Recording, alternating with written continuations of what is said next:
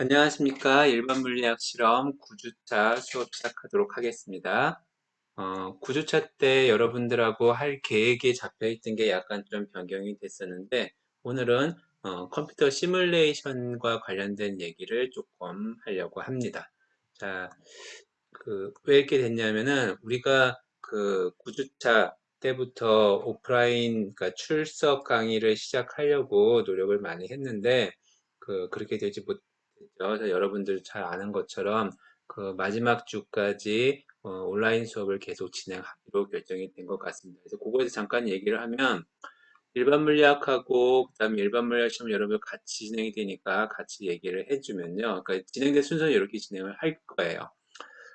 그런데 16주가 이 보강주거든요. 근데 보강주에 우리가 벌써 일반 물리학 같은 경우도 8주차에 그 휴일이 있었잖아요. 지난주에, 8주가 아니죠. 7주차. 그러니까 지난주에 그 이걸 벌 때는 지난주겠네요. 석가탄신일이 있었는데 석가탄신일 때 그냥 강의를 하는 걸로 이렇게 진행을 했었기 때문에 그 16주에 보강을 하진 않아도 될 것 같아요. 일반 물리학 실험도 수요일 날 선거 때 있었는데 그것도 역시 마찬가지로 보강을 하지 않아도 될 것 같아서 그래서 이 여러분들하고 16주에는 그냥 강의를 진행하지 않는 걸로 이렇게 진행을 하려고 하고 있습니다. 그러다 보니까 15주에 이제 기말고사를 보게 되는데, 이 15주에 볼지, 16주에 볼지는 그거는 조금, 상황을 좀 보고 하도록 할게요. 그래서 지금, 원래 마지막 주 보강주에 시험을 보게 돼 있어서, 그렇게 될 경우에는 16주에 보게 될 거고, 일반 물리학하고 일반 물리학 실험을 같이 그냥 시험을 보도록 할 계획을 갖고 있습니다. 그래야지 이제 여러분들이 학교를 나오는 날도, 한 번으로 그칠 수 있을 테니까요. 그래서, 어, 요 운동량과 충돌, 그 다음에 회전 관련된 얘기를 하고 약간 보완을 한 다음에 중력 궤도 온도 유체역학을 해서 전체적으로 진행을 일반 물리는 진행을 할 거고요. 지금까지 동일한 방법으로 진행을 하도록 할 거예요. 사실은 이 회전 관련된 얘기와 그 다음에 이 뒤에 있는 유체역학 관련된 게 제가 생각할 때는 강의가 제일 재밌는 부분인데 직접 보지 못해서 좀 아쉬움이 있어서 제가 집에서 어떻게 좀 보여줄 수 있도록 애를 한번 써보려고 하겠습니다. 자, 일반 물리학 실험은 2차원 충돌 실험을 여러분들이 집에서 수령할 수 없기 때문에 요거는 실험 장면들을 만들고 그 다음에 그 데이터를 여러분들한테 보내주려고 해요. 근데 요게 그 실험을 직접 여러분들이 지금 29명이니까 29번 실행을 해가지고 나오는 그 데이터를 값을 주는 것이 아니라 이 충돌에서 생기는 그 흔적들을 담아놓은 그 종이를 보내줄 거거든요. 그러다 보니까 그 시간이 조금 걸리고 그 다음에 이제 여기 전동기, 호모플라 전동기, 분광기, 가내산기 만들기라는 활동이 여기 보이는데 요거는 여러분들 이미 주문을 해서 다 확보가 되어 있는 상태인데 여러분들한테 이 발표 중학교, 고등학교 실험 내용을 발표하는 거를 이제 이번 일반 물리학 실험의 최종 과제라고 한다고 얘기했었잖아요. 근데 그거들의 주문이 조금 시간이 늦어지는 것 같아요. 그래서 몇 명이 확인이 좀 덜 된 사람들도 있었고 또 배송하기 조금 어려운 물품 같은 것들 실험을 신청한 학생들이 있어서 그거 조정하느라고 약간 좀 시간이 걸리는 것 같습니다. 그래서 원래는 좀 뒤쪽에 자리를 잡았던 활동들 하나를 앞으로 가져왔어요. 그래서 원래는 출석 강의를 할 수 있을 거라고 생각했었는데 그러지 못해서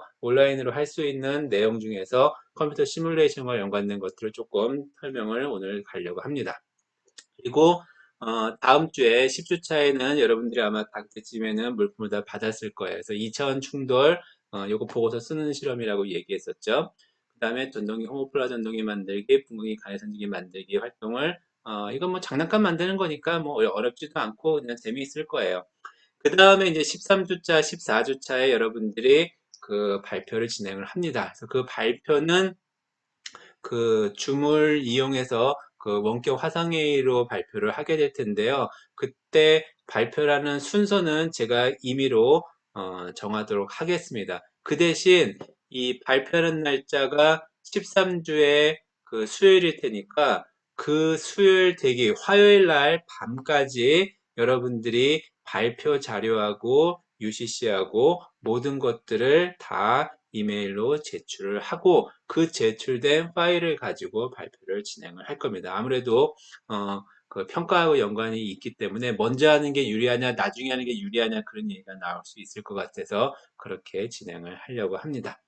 자, 그 다음에 기말고사는 아까 말씀을 드렸었고요. 그래서 오늘 그 컴퓨터 시뮬레이션을 이용한 그 물리 실험에 대해서 얘기를 좀 하려고 합니다. 사실은 요걸 가지고 몇 주 동안 진행을 해도 되기는 하는데, 오늘은 간단히 맛보기만 하려고 합니다. 자, 시뮬레이션, 우리나라 말로는 모의 실험이라고 하는데, 모의 실험의 이제 사전적인 의미는 뭐냐면은 복잡한 문제나 사회 현상 따위를 해석하고 해결하기 위해서 실제와 비슷한 모형을 만들어 모의적으로 실험해서 그 특성을 파악하는 일입니다. 라고 얘기합니다. 자, 그런데 우리는 그 주로 이제 컴퓨터를 이용해서 모의 실험을 하기 때문에 그때는 컴퓨터 시뮬레이션이라고 얘기를 하죠. 사실 물리 같은 경우는 이 컴퓨터를 이용한 시뮬레이션이 다른 것보다도 굉장히 그 뭐 수월하다 그래야 되나 의미가 있다 그래야 되나 왜냐하면은 그 물리의 여러 가지 현상들을 거의 다 수학적 모델링을 통해서 가능하니까. 그러니까 예를 들면 뉴턴의 운동 법칙을 생각해 보세요. 우리가 시간에 따라서 위치와 시간에 따른 속도를 우리가 다 계산할 수 있었잖아요. 그럼 그거를 그래프로 나타내고 그거를 시각적으로 보여주면은 그게 바로 이제 컴퓨터 시뮬레이션이 되는 거죠. 그래서 상황을 주고 거기에 작용하는 힘들을 나타내 주면은 그 다음에 시간에 따라서 어떻게 운동하는지를 해석해 줄 수 있는 거를 우리가 확인해 볼 수 있습니다. 그래서 시뮬레이션을 이용하는 것들이 굉장히 많이 있어요. 그래서 그 시각적으로 우리가 결과를 확인할 수 있기 때문에 굉장히 유용하고요. 그 다음에 그 여러 가지 그 형태들이 있는데 제가 이름을 그냥 대충 붙여놓은 게 단순 반응형, 자유설계형이라고 이름을 붙였는데 단순 반응형은 그냥 클릭해가 어떻게 되는지 구경하는 거. 여러분들 이제 과학관 같은 데를 가서 보면은 그 동작하는 스위치를 눌러주면 알아서 돌아가잖아요.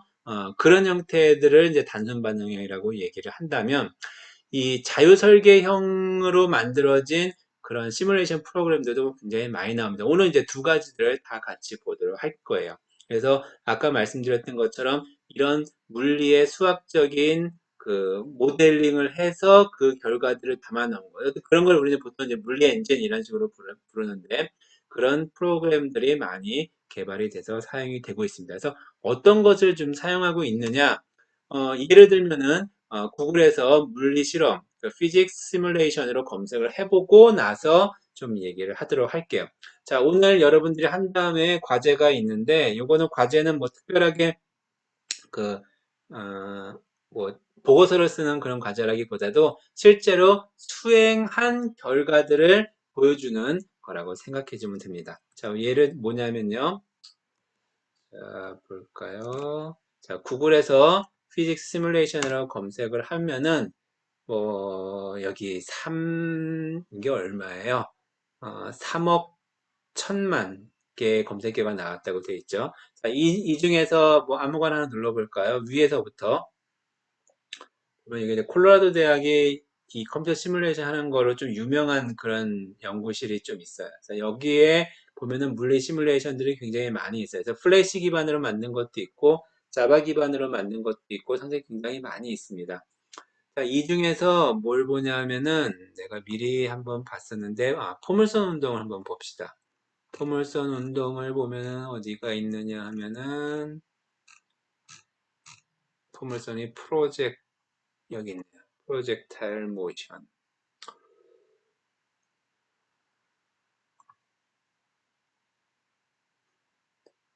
자, 포물선 운동 우리 그 계속 해봐서 잘 알죠? 자, 여기 보면은 각도를 조정할 수 있고요. 그 다음에 초기 속도를 조절할 수 있어요. 그 다음에 질량을 바꿀 수 있고요. 그 다음에 크기를 바꿀 수 있고, 그다음에 중력과 속도의 크기도 바꿀 수 있고, 공기 저항도 넣을 수가 있어요. 자, 한번 몇 도로 할까요? 60도. 60도로 발사. 발사가 여기 있네요. 발사, 뻥! 너무 세게 했네. 다시 지우고, 속도를 조금 낮춰봅시다. 정도로 낮춰볼까요?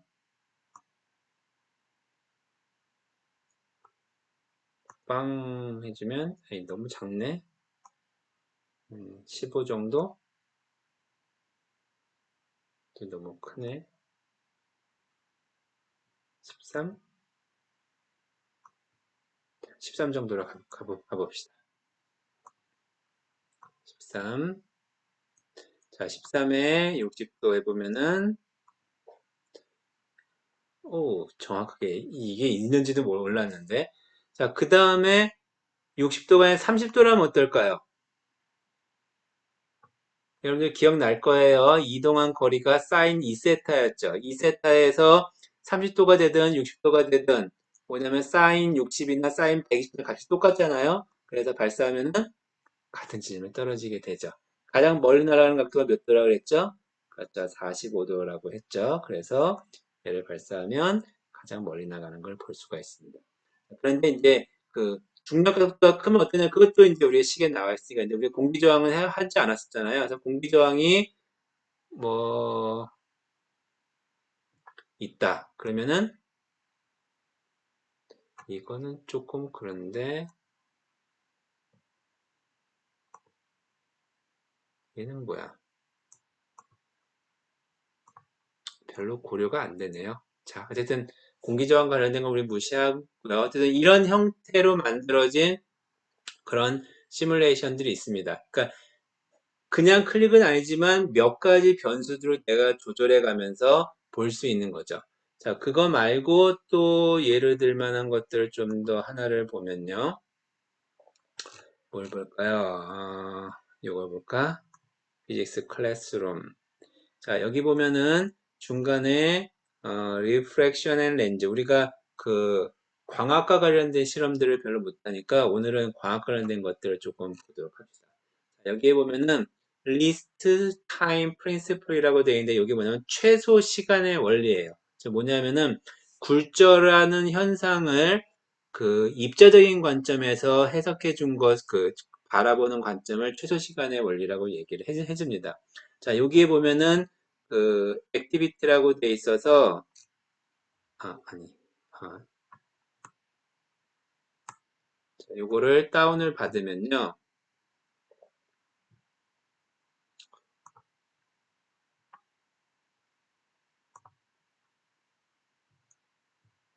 받으면 여기 이제 목적하고 과정하고 그 다음에 결과를 기록하는 부분이 있습니다. 자, 이거 어떻게 하는 거냐면요. 제가 간단히 설명을 해주면요. 이 실험은 여기 이게 뭐냐면 이쪽이 모래밭이고요. 여기는 물이에요. 그래서 육지에서가 물속보다 이동하는 데 걸리는 시간이 빠르죠. 그래서 여기 속도예요. 예를 들어서 여기를 한 8이라고 놓고요. 물에서는 4라고 놓읍시다. 자, 여기에서 수상안전 요원이 물에 빠진 사람을 그 구하려고 갈 때 이렇게 거의 직선 형태로 간다고 가정해 봅시다. 그러면은 시간이 어느 정도 걸리는지를 보면요.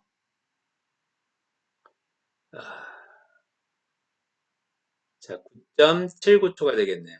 자, 그런데 이렇게 가는 것보다 이렇게 가면은 더 시간이 9.79초보다 어떨까요? 더 빠를까요? 9.559초. 자, 그보다 조금 더 올려봅시다. 아까 75였죠. 71로 하면은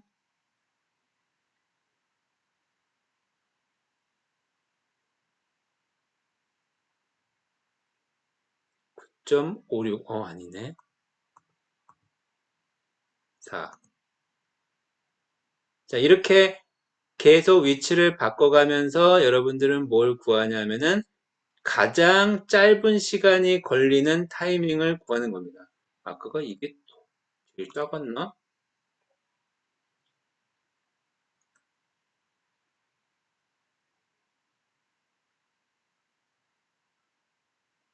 58, 이게 더 작네. 그럼 이렇게 움직여가면서 이런 방법으로 찾습니다. 다 찾은 다음에 여기에 요 점, 빨간 점 있죠? 요 빨간 점을 기준으로 이쪽 선과 요거를 이제 우리는 모두 무슨 선이라고 부르면 법선이라고 부르거든요. 이 법선부터 요거의 각도를 세타 입사각, 요것이 세타 굴절각이거든요. 요거를 각도기로 측정을 하세요. 이거 각도기를 컴퓨터에다 각도를 직접 잴 수도 있을 거고 아니면은 뭐 방법을 이용해서 한번 구해 보도록 하세요. 그래서 여러분들이 어,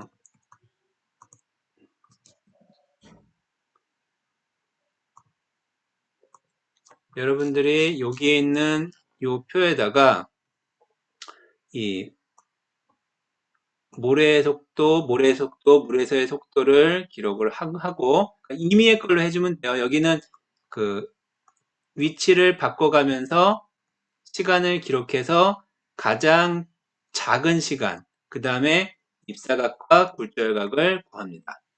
자, 구하는 거를 원래 이 표는 학교에서 수업할 때는요, 모든 학생들이 다 이것들, 누구는 9대4, 누구는 9대3, 92, 84, 83, 82, 이것들을 다 수행하는데, 여러분들은 수행해서 다 모을 수가 없으니까, 한 사람이 몇 개를 하냐면은, 속도 두 개에 대해서만 해보세요. 요거 두 개도 되고요. 이거 두 개도 되고, 임의의 걸 해도 되고요. 뭐 8.5 대 4.5 이렇게 해도 되고요. 그렇게 해서 모래에서의 속도와 물에서의 속도의 비를 여기에다가 적고요. 그 다음에 입사각 구했죠. 사인 값과 굴절각의 사인 값의 비를 구하면은 요 비와 요 비가 어떤 관계가 있다는 것을 알 수가 있습니다. 자, 그것이 우리는 이제 나중에 2학기 때 배울 스넬 법칙 또는 굴절 법칙이라고 이야기를 하죠. 자, 요거 어떻게 하는지 알겠죠? 결국에는 여러분들이 요거를 두 개 만들어야 되고요. 그 다음에 요렇게 두 칸에 대해서 그 대신 요 값은 여러분들이 임의대로 할 수가 있습니다. 요거를 한번 실험을 해보도록 하세요. 그래서 사실은 굴절 법칙, 이걸 가지고 굴절의 법칙을 찾는 그런 과정을 실제로 실험을 수행할 수도 있고 지금 보는 것처럼 이렇게 이 컴퓨터 이용한 그 실험을 가지고 데이터를 구해낼 수도 있습니다. 이제 실험의 목적에 따라서 다른 것 같아요. 나중에 여러분들이 이제 우리가 이제 교사가 될 사람들이니까 그 과학교육을 배우면 실험을 왜 하는지에 대해서 좀 얘기를 할 거예요. 그래서 실험을 왜 하냐라고 하는 게 두 가지 목적이 있다고 볼 수 있는데, 물론 목적은 여러 가지가 있는데, 가장 큰 목적이 두 가지면 학교에서 나오는 교과서에 나오는 실험들의 가장 큰 목적은 실험의 결과를 통해서 그걸 가지고 법칙이나 원리를 배우기 위한 중간에 어떤 도입 과정 또는 그걸 유도하는 과정이거든요. 그러다 보니까 아주 정교하게 잘 만드는 실험을 수행하게 돼요. 그러니까 그걸 위해서는 이렇게 컴퓨터 시뮬레이션으로 하는 것도 굉장히 바람직하죠. 또 한 가지는 우리가 연구하는 방법을 익히는 거랑 연관이 되어 있는데, 그거하고는 좀 이렇게 인위적으로 만들어진 실험이니까 학생들이 그런 그 탐구의 과정을 익히는 데는 조금 어려움은 있지만, 그래도 이 과정상에서 어떻게 진행되는지를 볼 수 있기 때문에 또 오차의 요인들이 컴퓨터를 수행하니까 나타나지 않으니까 아마 흥미롭게 할 수 있을 거라고 생각이 듭니다. 자, 요게 이제 요 페이지에 나와 있는 요 내용들이 바로 그 내용입니다. 아까 얘기했죠? 왼쪽에 나오는 이 퍼스널 데이터 두 개 만들고 그룹 데이터를 결과적으로 옮겨서 속도의 비와 사인 값의 비가 어떻게 되는지를 비교해 보자 라고 하는 게 이번에 첫 번째 과제입니다. 자, 두 번째는 알고두라고 하는 물리 시뮬레이션 프로그램을 좀 소개를 하려고 합니다. 자, 요거는 영상 끊고 두 번째 영상에서 설명을 하도록 할게요.